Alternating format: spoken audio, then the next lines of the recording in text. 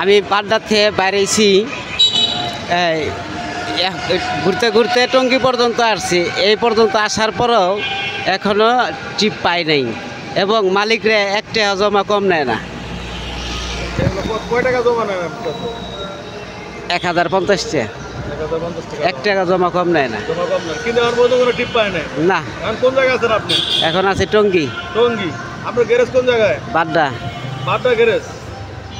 বাড্ডা থেকে টঙ্গী পর্যন্ত খালি কোনো টিপ পান নাই নাকি? না না, এখনো টিপ পাই নাই। এখন এই টঙ্গী আছে, দেখেন টঙ্গী ব্রিজ। নাম টঙ্গী ব্রিজের নিচে আছেন? টঙ্গী ব্রিজের নিচে আছে, আনারকলি হলের সামনে। দর্শক, দুঃখের বিষয়। এই ঈদে আপনি কিভাবে চলেন?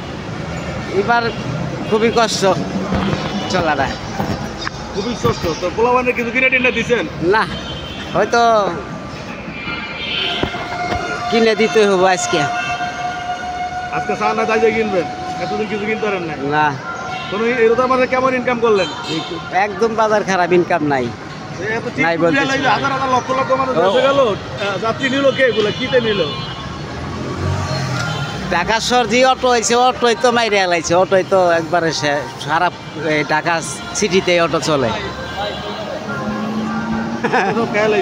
অটোই খাই এলাইছে। সার্জেন্ট পুলিশে কিছু বলে না। দেশে সরকার নাই, জনগণ নাই, যার মতো তাই তাই চলে। যার শক্তি আছে তারই পাওয়ার ক্ষমতা। আর কি তার বিষয়? খুবই দুঃখের ব্যাপার নাকি?